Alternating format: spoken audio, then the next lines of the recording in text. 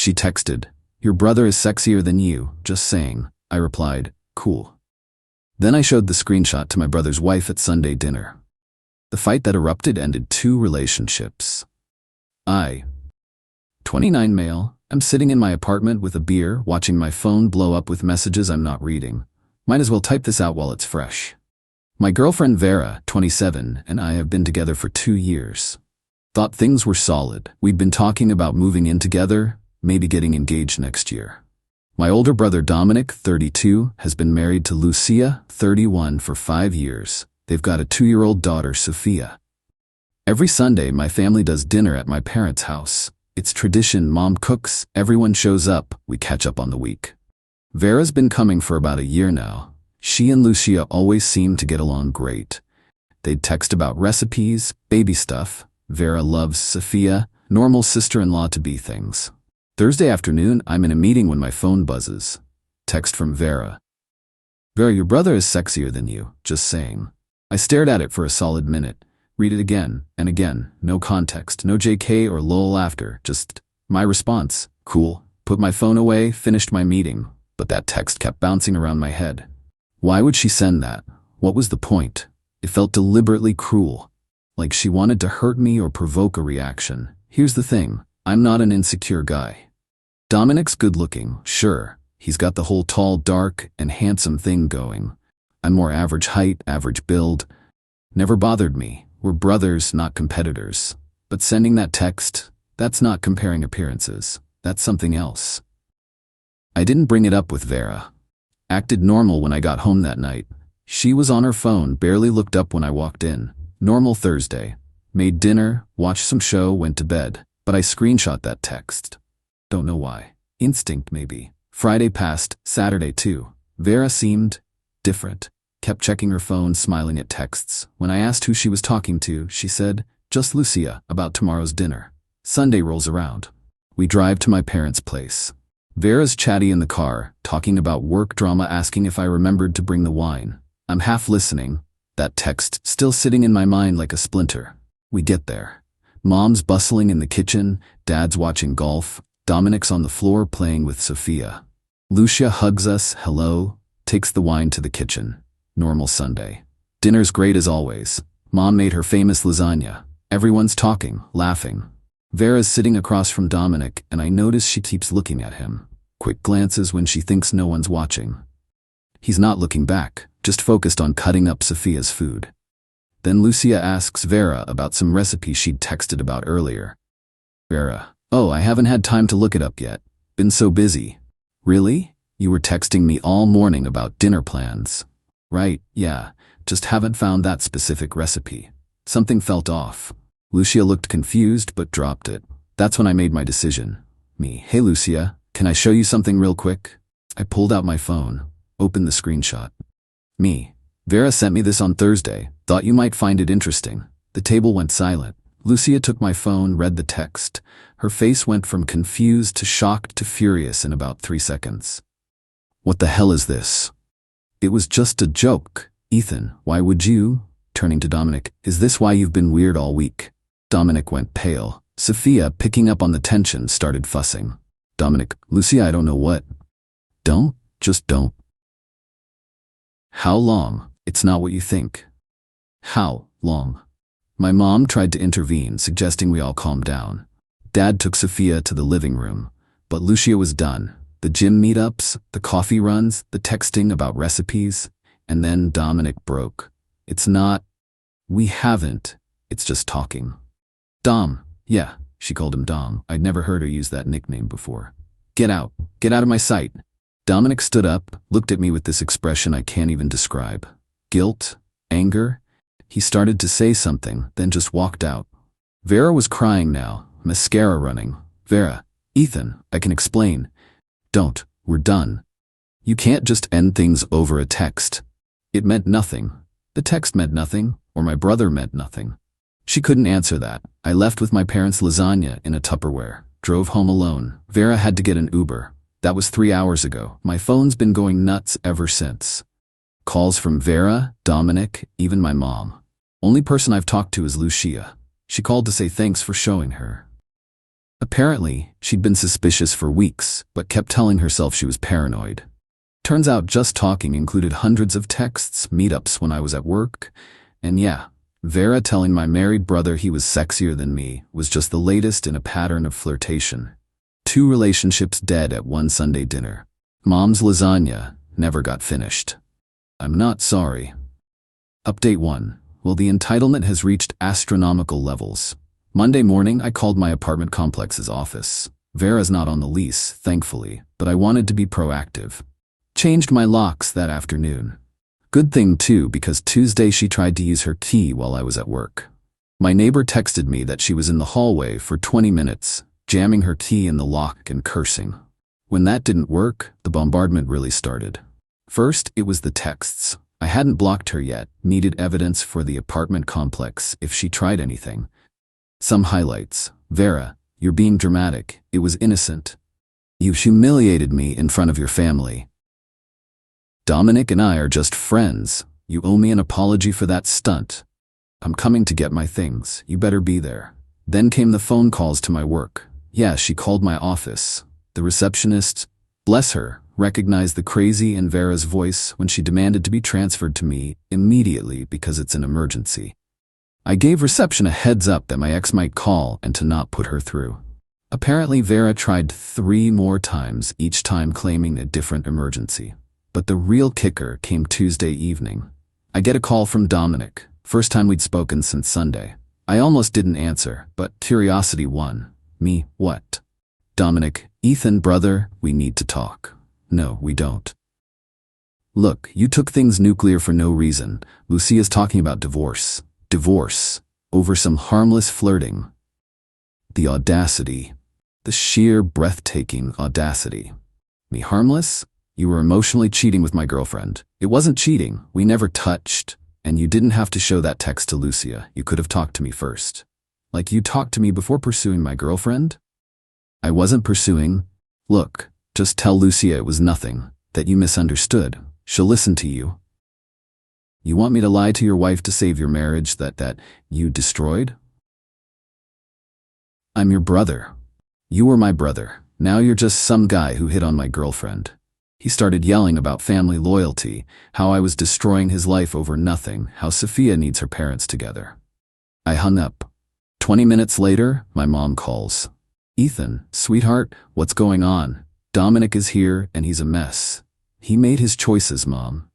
But honey, he says nothing physical happened. Maybe we can all talk this through. Me, Mom, would you want to know if Dad was emotionally cheating? Long pause. That's different. Me, how? She didn't have an answer, just kept saying but family over and over. I told her I loved her but wouldn't discuss it further.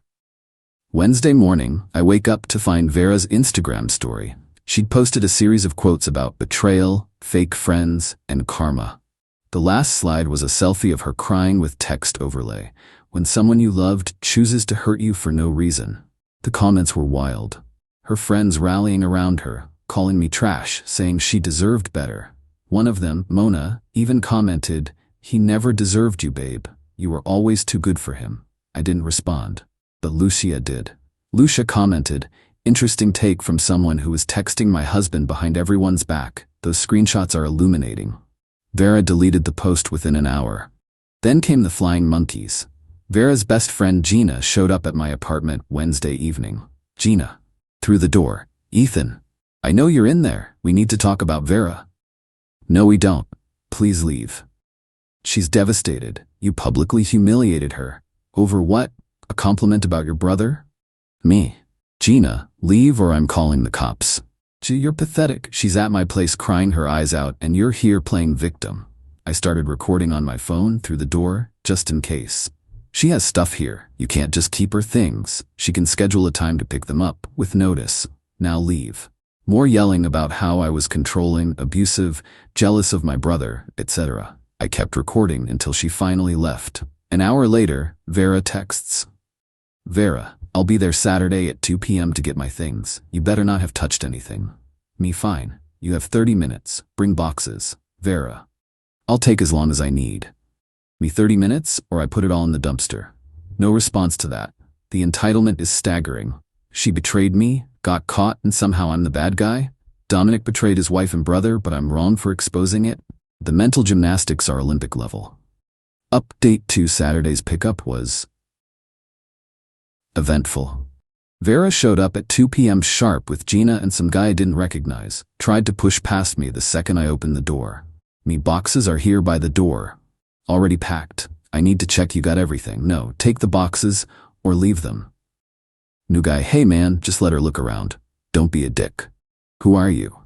Trevor, I'm here to make sure you don't try anything. Try anything? She's the one who, you know what, doesn't matter. Boxes.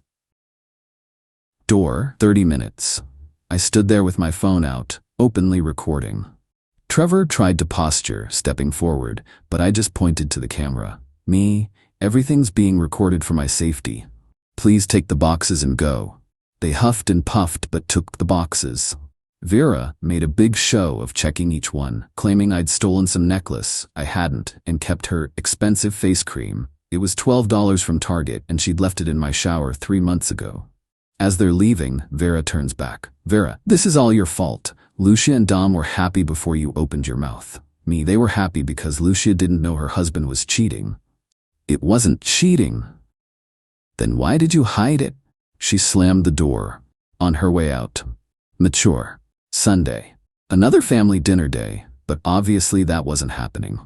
I texted my mom that I'd be sitting them out for a while. She tried calling, but I didn't answer. Needed space from all of it. Then Monday happened. I get to work and my boss, Jim, calls me into his office. Ethan, we need to discuss something delicate. My stomach dropped. Someone called HR claiming you've been harassing your ex-girlfriend. They said you're unstable and they're concerned about workplace safety. Let me guess. Anonymous complaint? Jim? Actually, no. A woman named Vera called, said she's your ex and fears for her safety. The absolute nerve. Me, Jim, I have documentation of everything. She cheated with my brother, I ended things, and now she's retaliating. I showed him the texts, the video of Gina yelling at my door, the Instagram story Lucia had screenshot before it was deleted. Jim looked increasingly uncomfortable. Jesus, okay, this is clearly a personal matter. But Ethan, if she escalates this, I'm already documenting everything, just wanted you to know the truth. Appreciated. And between you and me, anyone who calls someone's job over a breakup is showing their true colors. But Vera wasn't done. Oh no. Tuesday, I get a notification that I've been tagged in a post. It's on Dominic's Facebook. He'd written this long, rambling post about family betrayal and brothers who choose violence over blood. Never mentioned me by name, but tagged me and several family members. Some highlights: when jealousy destroys families. Some people can't stand seeing others happy. I've lost my wife and daughter because someone couldn't handle a harmless friendship. Praying for those who choose hate over love. The comments were a mix. Some family members buying his victim act, others calling him out. My cousin Theresa straight up commented, "Maybe don't text your brother's girlfriend then?" But the best comment? From Lucia's sister, Camila, "Harmless friendship? I have the screenshots you sent my sister's divorce lawyer. I can't stop thinking about you isn't harmless. You're so much better than him, isn't friendship. Delete this before more evidence becomes public." Post deleted within an hour. Wednesday brought a new low. I get home to finding a note on my door. Property management had received a complaint about loud music and disturbances from my unit. Thing is, I hadn't been home the previous evening. I was at a work dinner with receipts to prove it. Called the office. They said the complaint was anonymous, but described someone matching Vera's description making the report. They weren't taking action since I've been a good tenant for 3 years, but wanted me aware. Then Thursday. Thursday. Lucia calls me. "Ethan, I wanted to thank you again and warn you." Warn me? Dominic's been served divorce papers. He's not handling it well. He's convinced if you and Vera get back together, I'll forgive him too. That's insane. That's what I said, but he and Vera have been talking a lot. My lawyer has records of 73 calls between them just this week. They deserve each other. Maybe. But Ethan, I think they're planning something. Dominic keeps saying he has a solution to fix everything, just be careful. That night, I installed a doorbell camera. Paranoid? Maybe, but these people had lost their minds. Friday yesterday, the solution revealed itself. I'm leaving for work when I see Vera in the parking lot with my mother. Mom. Ethan, perfect timing. Vera and I were just talking. Me, Mom, what are you doing here? Mom. Vera called, explained everything, how this is all a misunderstanding, how you overreacted to an innocent comment. Vera stood there looking pitiful, clutching a tissue. I just wanted your mom to know the truth, how you twisted everything. Mom, did she tell you about the hundreds of texts with Dominic? The secret meetups? She explained those were about planning your birthday surprise. I actually laughed. My birthday is in January, it's August. My birthday, that's 5 months away? We wanted to do something special. Mom, Lucia has the texts, they weren't about any party. But if you could just forgive me, no. Mom, I love you, but no. Vera made her choice. Dominic made his, I made mine. Please don't ambush me at my home again. I got in my car and left. In my rearview mirror, I saw Vera crying on my mom's shoulder. The manipulation is next level. They're really trying to rewrite reality, make me the villain in their story. But I have receipts, I have documentation, and I have the truth. Lucia texted me last night. Dominic tried the same thing with my parents. They didn't buy it either. Stay strong. I'm trying. Final update. This is the last update because it's finally over, and the ending is, well, exactly what they deserved. 2 weeks ago, things escalated to a point I never imagined. Remember Lucia's warning about Dominic's solution? Turns out it was even dumber than I thought. Dominic and Vera decided that if they could prove I was unstable and had anger issues, everyone would realize I overreacted and forgive them. Their master plan? Stage a confrontation and film it. I was at the grocery store, just buying normal stuff, when I heard Ethan, behind me, Dominic and Vera together approaching fast. I immediately pulled out my phone and started recording. Dominic, brother, we need to settle this like men. Ethan, please just listen. Me, I'm recording this interaction. Please leave me alone. That's when Dominic grabbed my cart, trying to stop me from leaving. Dominic, stop being a coward. Face me. Me, let go of my cart. I'm asking you to leave me alone. Why are you threatening us? I hadn't threatened anyone, but I noticed Trevor, the guy from moving day, across the aisle with his phone out, filming. Me, to the nearest employee, excuse me, these people are harassing me. Can you call security? That's when Dominic shoved me. Not hard, but enough to make me step back. Trevor kept filming. Dominic, come on, hit me. You want to hurt me for loving Vera. Me, I'm not hitting anyone. Security is coming. This is being recorded.